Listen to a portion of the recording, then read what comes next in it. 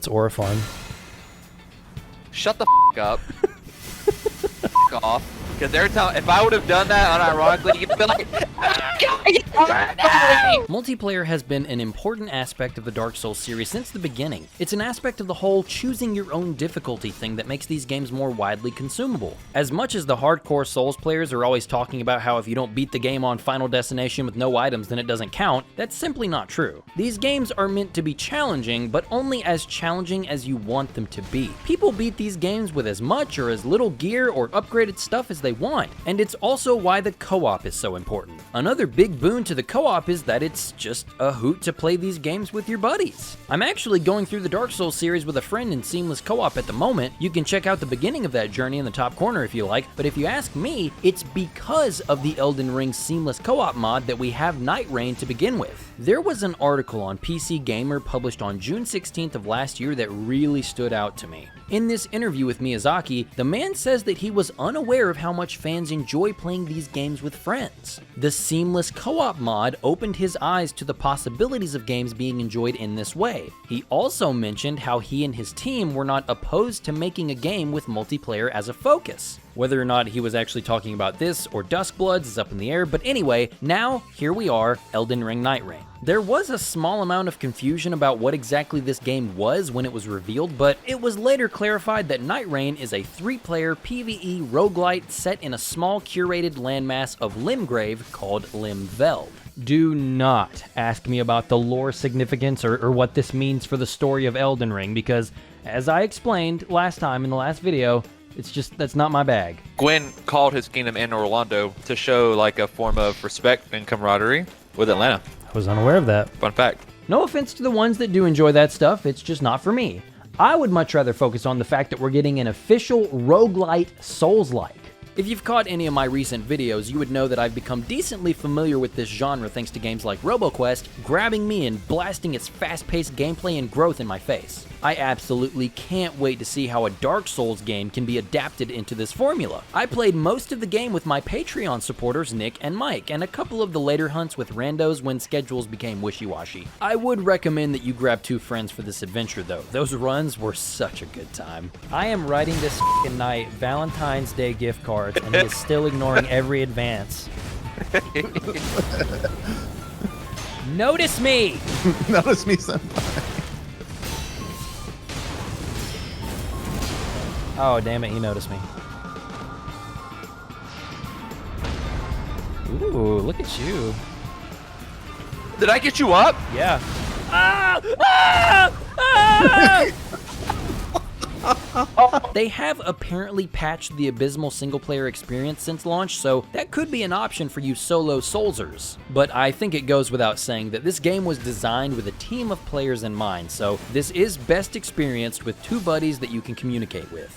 It was also announced that duos are coming at a later date via patch, so if you need to wait for that, I totally understand. If you're gonna wait, please do be wary of spoilers throughout this video, though. We will be covering my adventures through Limveld as a whole, so if everyone is all set, let's drop off the battle bird.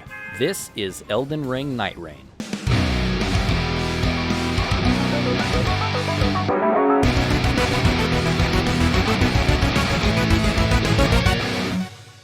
After completing a brief tutorial that I honestly think could have explained things a bit better, I mean, we were having trouble with the basic actions because the tutorial either sped past the information or we weren't forced to demonstrate that we had learned the mechanics. How do you activate your ultimate? Triangle and R2. Yeah. Oh, Also, Lord! That's very different. Potentially skill issue, but the onboarding process wasn't incredible. But I think that's pretty on par for From Software titles. When I think back to the previous games, I only know half of the niche information I know because of the community, not because of a great tutorial. But we managed. Afterwards, we found ourselves in a warped and run-down version of the Round Table Hold. A lot of people have been saying that this is the best hub world we've ever gotten in a FromSoft game, and I guess I don't disagree, but I really don't think this place does anything that's too amazing. I mean, there are shops to buy items that will give you passive buffs and cosmetics for your characters, and gotta say, the costumes you get after beating the game for each character are awesome. Solaire, Sister Freed, Havel the Rock, so many sick costumes for every character except my main. The costumes for Executor are just lame. I need the Shura ending Sekiro skin, otherwise FromSoft is dead to me. There's a dedicated area where you can test out every character's combat abilities. It's pretty in-depth too. You can spawn in and equip any item to test drive builds right here. Any character that you're not playing as can be found doing something in the Roundtable Hold, but the big draw here are each character's remembrance quests. After completing runs with a character, you'll begin to have these chapters in their journal unlock. This will give backstory on who these characters are and why they find themselves at the round table. Again, the story stuff is not my bag, but I do dig the remembrance quests. These are side stories that can only be completed by that specific character. Most of the time you'll just load into a sepia-toned version of the hub to run around and talk to the NPCs that have an exclamation mark over them, but every so often the characters will get an objective during the remembrance. Something like collecting a flower or finding another specific item in Limveld. This means that you have to begin an expedition while still in the remembrance flashback thing. That part tripped me up, but once in the match, you'll see that there's a red marker on the map, and if you go to this location, an enemy will spawn, and usually they don't last long. Well, that was fun. But after this thing is done, you can move on to the next thing in the character's journal. This is neat, but it's not all that different from other roguelike quests where you have an objective in mind before you go out on the run and that's your goal. Not necessarily beating the run. I eventually made it to the end of my character's remembrance, but it wasn't anything that made my jaw drop. The coolest thing about it was the special character-specific relic I got for runs in the actual game. Does this really make the hub more interesting for everyone? Because other Dark Souls games have NPCs that show up at the hub to dole out quests that you venture out and finish too. To reiterate, it's far from bad, it's perfectly serviceable, but I'm just not seeing where the best hub in a FromSoft game crowd is coming from. But after you're finished exploring, you can head over to the menu and choose the Night Lord you wish to hunt. This is you choosing what boss you'll hunt at the end of the run. I've never played a Monster Hunter game before in my life, but Mike has, and he was quick to point out how similar this was to choosing hunts in that series. But anyway, runs in Nightreign are broken up into 3 days. Day 1 drops you in and you'll spend your time quickly sprinting from location to beat enemies, raid camps, defeat bosses, and generally just get stronger. As night approaches, this blue flame will slowly encircle the map, pulling you all closer and closer to a certain point. The night will begin by giving you a few appetizers in the form of some smaller enemies, maybe even a mini-boss to soften you up, but then, after your party clears them, the night boss will appear. These can be one of the mini-bosses from Elden Ring, or even a few of the previous Dark Souls games. And if your party manages to beat the boss, then the blue fire, Fortnite storm stuff dissipates and frees you up to explore the map for one more day. Any other points of interest you think you want to check out, you should head over there before the night falls again. And as you explore, you should be passing by every site of grace you can to level up. There's a cap of 15, but these level ups give all of your stats a flat increase, so it's paramount that you make leveling up a priority. Because the night cycle repeats one more time, and immediately after beating the second night boss, a jelly blob appears and takes you to a giant battlefield to confront the Night Lord. These bosses are all designed specifically for co-op. They are fantastic, and I'll go more in depth in a bit. But yeah, that's the game loop. It's very roguelite with very few deviations or surprises in the formula. For roguelite veterans looking for an evolution of the genre or something to spice up the way you play these games, I don't think you'll find that here. But if you're, say, like me and just enjoy co-op Souls-likes, then you'll absolutely have a blast. Instead of building each character from scratch or preset starting classes, there are preset characters in Nightreign. Each of them excel in specific areas of play, yes, but each class has specific abilities that give them unique playstyles. I will give my regular viewers a chance to guess which character I sprinted to immediately after starting the game. You got the answer? You should. It's not hard. It's exactly who you think it'd be.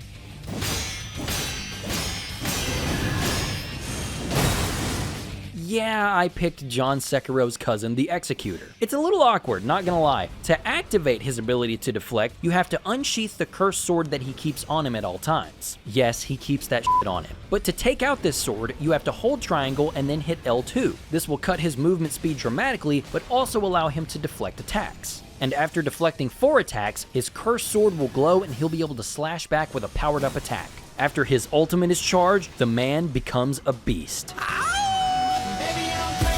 Transforming into this beast that has a way larger health pool and will attack wildly. This form doesn't really do much single target damage, but it excels in crowd control. Using the roar attack on groups of enemies or even bosses that share a single health bar is great. It does have great applications in stun locking larger enemies and specific bosses like the ones on horseback for some reason, but this can buy squad mates time to heal or reposition.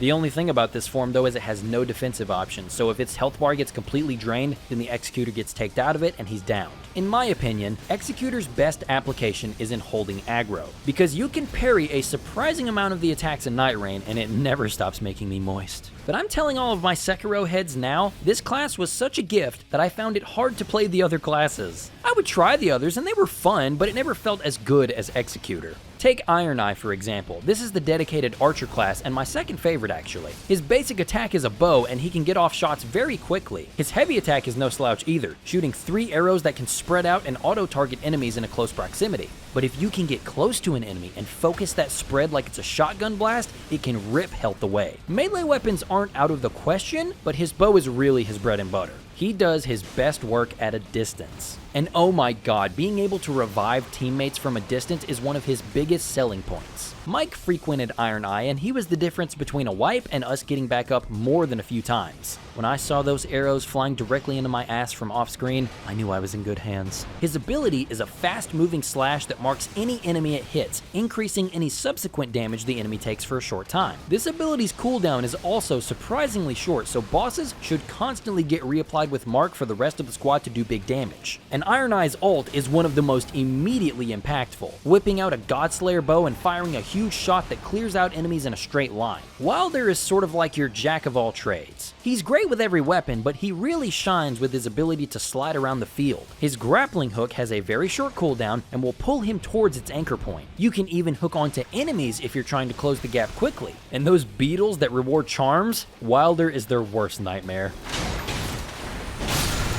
It is easy to get carried away and slide into bad situations. This is where his passive shines, allowing him to cheat death once. And come to find out, this refreshes every time you run past a grace? That's huge. And then his ultimate is a huge explosion of fire which is great at staggering, and it leaves behind damaging fire on the ground afterwards. It wasn't the most game-changing ability, but it had its uses. These guys all really feel like Dark Souls or Elden Ring characters, but with a couple silly things that set them apart. But the others don't really have that same feeling to me. Guardian isn't able to use the typical dodge roll. He just has this short hop dodge. This pushes him further into his role as the team's tank. If he has his shield held while dodging, he can greatly reduce the damage taken. I call this his super block. His ability sees him whipping up a whirlwind that will constantly damage enemies, and for his ult, he flies into the air and slams back down, damaging everything around him in a large radius. And if you hold the input down, you can actually heal nearby allies. Revenant takes the role as the summoner class, Recluse is the magic slinging mage, Duchess is the nimble rogue class with a really cool time rewind mechanic.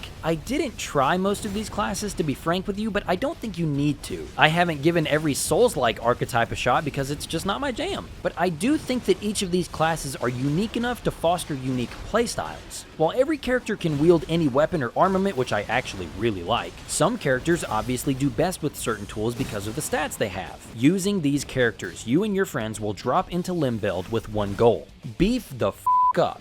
It took us a minute to get the routine down. We didn't realize how important it was to drop down and immediately begin defeating enemies. Hoarding runes to level up should be your top priority. This means taking a second to wipe small mobs of enemies while you're on your way to your next major destination. People made the jokes when the game was making its marketing runs thanks to the circle being very Fortnite-esque, but these really are the conversations your squad has as you load in above the map. Where are we dropping, boys? Tilted. The circle might seem like an interesting choice for a roguelike, but I think it creates some interesting scenarios. You have to plan your course of action carefully here, and choosing what stops to make and what upgrades are the best for not just you, but for the party is an important thing to take into account. Planning a route and constantly having a course of action is crucial to the success of the run. Nightreign is easily one of the most breakneck roguelites I've ever played. This is helped by the extra mobility every character has. Clicking in the left stick, you'll have your Nightfarer kick into this super sprint. You move so fast compared to any other FromSoft protagonist. Every character has Wolf's wall kick move now too and can clamber up ledges. Fall damage has been completely removed, and all of this comes together to make Nightreign really f***ing fast. You look at footage of base Elden Ring and you see how slow and methodical you have to be, making sure you don't jump off a ledge that's too high up from the ground. But in this game, you're just...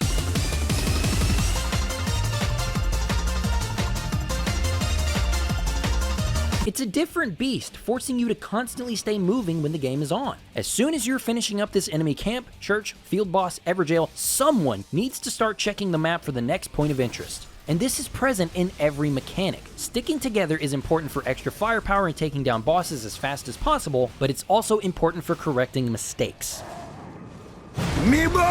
If someone on the team goes down, you obviously have to revive them, but unlike other games where you just hold down a button next to them, FromSoft created a different approach. When you go down, you're given a third of this pie chart of health. Your teammates will have to attack your body to get you back up. If you go down again after this, you'll have 2/3 of that pie chart. And your third revive and beyond are huge chores because all 3 sections of the pie chart are filled, and there aren't even many ults that can clear all of that damage in one shot. And getting separated is a huge risk because aside from some items and a few character-specific abilities, there is no way to revive without your teammates whooping on you. The stamina cost is what's really gonna mess you up when getting teammates up in the middle of a fight. Pouring every attack you have into a teammate at the cost of having the strength to escape the boss that's charging at you is a constant struggle we found ourselves in. The Executor, however, barely uses any stamina when swinging his cursed sword, so I found that to be a great way to stay on top of my friends while also on the defense if I need to be. I had to find out from a TikTok that you can pull up quick info on what rewards are given by points of interest on the map. Estus shards are always a must. Heading to churches to stock up on as many healing charges as possible will come in so clutch when fighting the Night Lord. Heading into one of the many nearby caves, skipping all the basic enemies and heading straight for the troll boss at the end because these are always guaranteed to drop a somber smithing stone to upgrade weapons to a respectable level. This all goes for shifting world events too. After you take down a few of the Night Lords, the number of these events grows. They all appear in the map and are static areas that can be explored. A chilling mountain, a scarlet rot swamp, a fissure in the land with a scorching magma center. These all house several specific rewards that can be really useful, or just kinda meh to use on your selected Night Lord fight. It's also good to be aware of what classes your squad mates are playing too, because if one of your rewards will help power their class, it's probably best for the group if you take that reward and drop it for them. Aside from every player selecting their own reward from a boss fight, loot is static for the entire match, meaning all players see all loot and have to be conscious of what kind of build your friends are going for. This also means that successful teams will be sure to synergize with each other's characters to create some truly game-breaking comps. Take the Executor for example. When I first started to play this guy, I was so focused on the parrying and defensive play. I would do my best to find powerful weapons while in the matches and do my best with that, but it wasn't quite clicking yet. But after unlocking some relics by completing remembrance quests and doing events in the world, I discovered that Executor is the status effect king. He's also one of the more low maintenance characters in the game. It doesn't take much for him to get really formidable. The Executor has an S in his arcane stat, which might signal to you that he should be using magic, and I'm sure he could be nasty with some spells.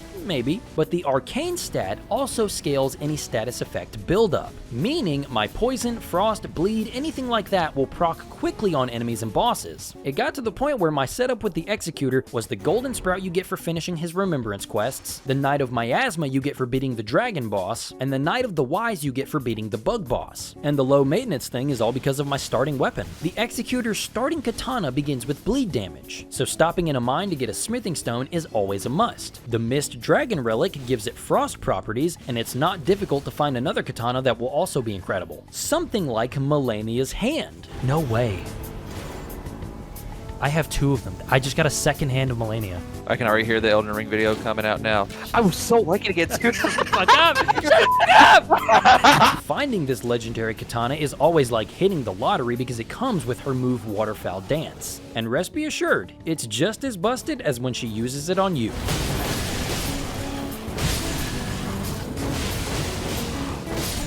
Well, that was dope. Some have argued that for characters you have a really good grasp on as far as their kits go, it can become slightly monotonous from run to run. After you unlock certain relics and know what pit stops to take to juice them up, you kinda just repeat the same runs only with small deviations to get that OP build. It's true that you can always just change character and then you'll have to find out how to make that character busted too. I do agree with this to an extent. I get that sticking with your OP build and doing run after run where you hit the same landmarks and get the same treasures can be boring. But I also think this is where the other characters come in. If you're getting bored with your current setup, try another character. Or hey, just try to find a different OP build with your main. game. I get that this complaint is more geared towards the stagnant nature of the map, but I still think there's enough variety between relic combinations and characters for this to fall more into nitpick territory. We also have to be realistic with ourselves when facing down bosses. Well, at least for the optional fights in the field. These guys, if you can take them down, reward each player with a passive, weapon, or payout of runes along with the runes they drop after defeat. Some of the bosses are fairly easy.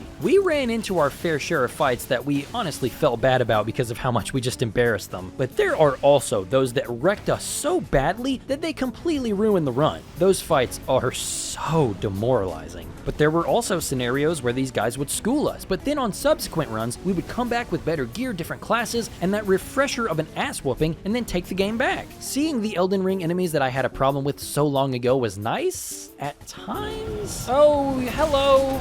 Great to see you. The ulcerated tree spirits are still probably my least favorite enemy FromSoft have ever summoned from the pits of hell. It is better with friends to split the aggro, but for that to work, the friends have to give a shit. Nope. No. No. The Draconic Tree Sentinels were one of the enemies that I was more excited to see, however. The attack patterns and the electrical attacks were far more entertaining to read as a character that can parry anything. Oh, ice.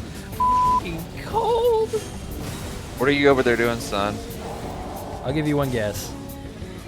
Parrying everything he's got? Yes. This isn't to say that every boss was a cakewalk or anything. The bell-bearing hunter has been making its rounds as an absolute ravager of bussies for good reason. Nick and I were doing a run with a random who absolutely sucked ass. This guy ran back into the storm to get his runes not once before dying again, not twice before dying again, but 3 times before leaving the match altogether. Neither of us had anything too amazing, so we were just gonna wipe it up. While we were waiting for the night to portend, we came across this fella. Oh no.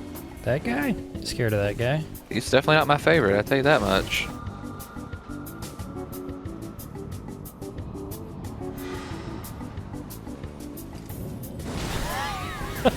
I swear to God, I saw a video of him doing that today. And it didn't stop there. There were more than a few runs where he absolutely bodied us and ruined the entire run. What the Dude. Yep. One hit. One hit! Me? No, both of us? We. Make his dick just a slight bit smaller. The light. How many inches are we talking off the top then? Girl, at least 12, because that motherfucker's got a... This motherfucker here... This... We can't use regular standards of measure. Holy No! No! No, and the storm is here. I hate you! Then, one of the biggest selling points to me as a fan of the series was seeing the old bosses from all of the previous games make a return. Our encounter with the Gaping Dragon in particular was so nostalgic. It came off. Oh my god, oh, it did drop shit! Dude, that's f***ing crazy! Especially since I just replayed Dark Souls 1 in co-op, and seeing the moveset then and now, it's so cool. The moveset is still pretty basic as far as the Souls games have progressed, but moments like these really make the boss's appearances worth it. The bosses from Dark Souls 1 and 2 in particular weren't boring, but they were noticeably less extravagant. When the Nameless King showed up, though? Yes, I've been waiting for you! Oh. Yes! I knew it. I knew when that dragon was the appetizer fight. I f***ing knew it. Oh, he looks so good. And while these cameo fights, as I'll call them, are neat, I wish there were more. I understand that the game is called Elden Ring Nightreign and not Dark Souls Nightreign, so it makes sense that the bosses and enemies are predominantly from Elden Ring. But hey, maybe we'll get more surprise encounters in the upcoming DLC. The Night Lords, however, are all unique to Nightreign. Some of them are pretty standard as far as bosses go. Tricephalos the Beast Dog was one of those fairly standard fights. His big thing is he splits into 3 dogs. You would think there's one for each player, but instead during this phase, all 3 dogs target one singular member of the party. It's fire time. Holy. Oh, he splits. He splits. Yeah, I don't like And all that. 3 of them Can we go to stay mine. as one?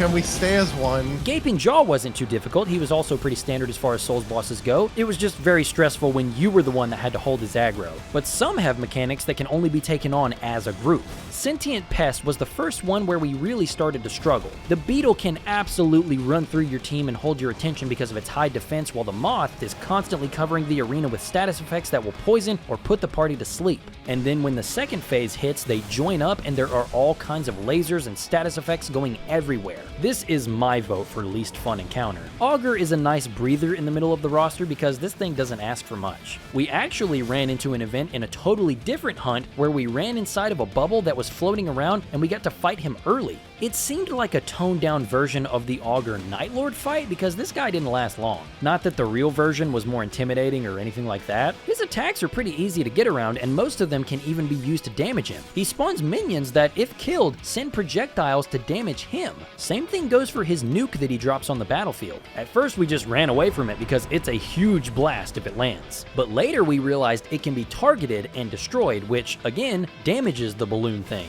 Let me know in the comments, guys, did anyone else think the rainbow blobfish boss thing from Pikmin 1 when fighting Augur? Is that just me? The Equilibrious Beast was one of the toughest, but it was also one of my favorites. Before the fight, he can be talked to and even give you different stat trade-offs or flasks. But it's sort of a monkey paw situation because it will also give you a negative effect as well. But this dude is constantly building up madness on the party with his attacks. Oh, there's gold on the ground. Oh, that's madness. But he also leaves behind these crystals on the ground.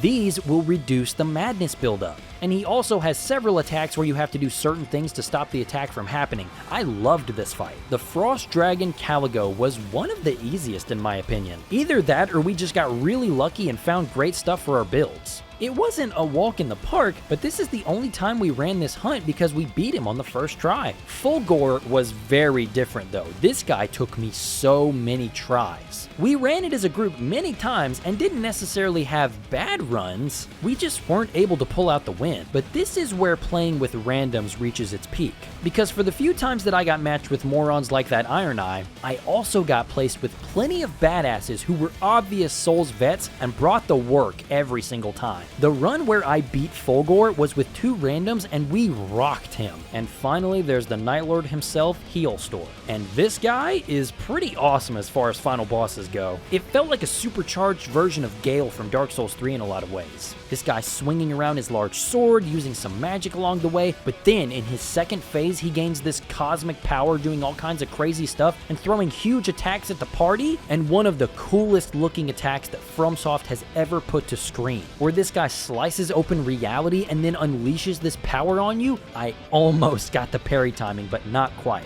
Damn good final boss though, really solid.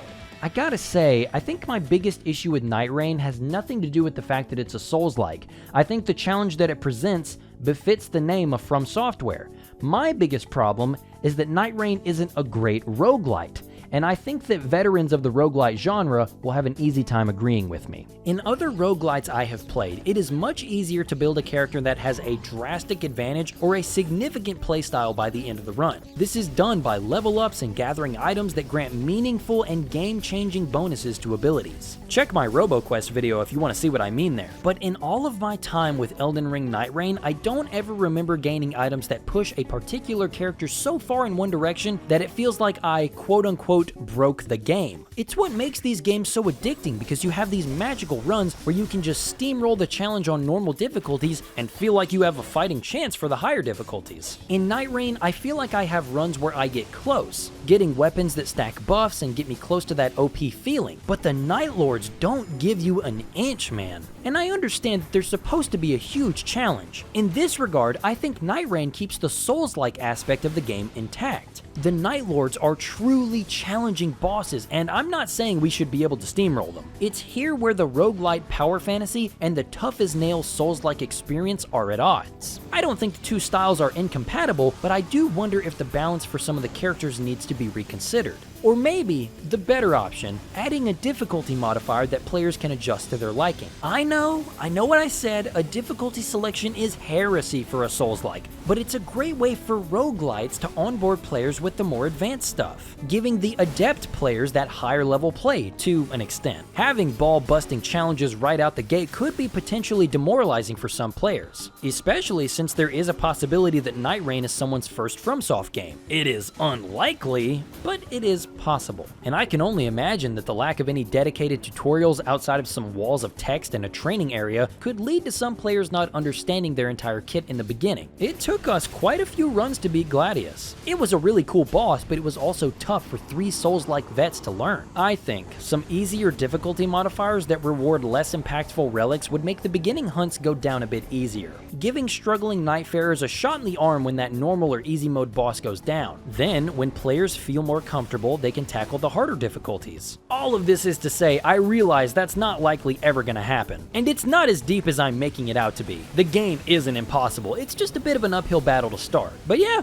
I think Nightreign is awesome. Is it the best FromSoft game ever made? No, I still prefer the single-player entries, but I'm mainly happy that FromSoft is doing well enough that smaller, weirder spin-off projects have room to be made. While I don't think every aspect of FromSoft's first roguelite did everything it could, I think it did a lot. The Souls formula adapted pretty nicely into a roguelite. I like the hunt for weapons and relics, the supersonic pace that matches have is nothing if not unique in the space. There are roguelites where the gameplay or combat is fast, but not every piece of the match. You can barely rest. There is always a boss to fight, a treasure to get, and a power-up to gather. While it does initially seem suffocating, you quickly realize this strict time limit is encouraging you to be more efficient and learn the game systems. And I think that's great. The fact that they have more content on the way and listen hard enough to add duos to the game means that they want this thing to do well. I'll be interested to jump back in and see what other content gets added post-launch. And if we can only go up from here, then I would say that Nightreign has a bright future ahead of itself.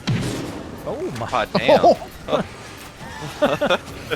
You okay? Thank you so much for watching. I know for a fact that I miss so many crazy Nightreign builds, so if you have some that you think I need to give a shot, please fill me in the comments or do so on the community Discord. We post all kinds of random bullshit over there. If you enjoyed what you saw today, I encourage you to like the video and subscribe here on YouTube. And if you're really into my content, I would really appreciate it if you would take a gander at my Patreon. You gain access to ad-free and uncensored versions of my videos, plus exclusive videos that only patrons can watch. And all of this starts at just $1. You can join the likes of my $5 personal account subscriber, Squirrel, as well as my $10 administrator account patrons, WhiteGhost117 and NikkiCoon99. I love these fellas so much. But anyway, I appreciate you for watching, so thanks for stopping by and have a great day.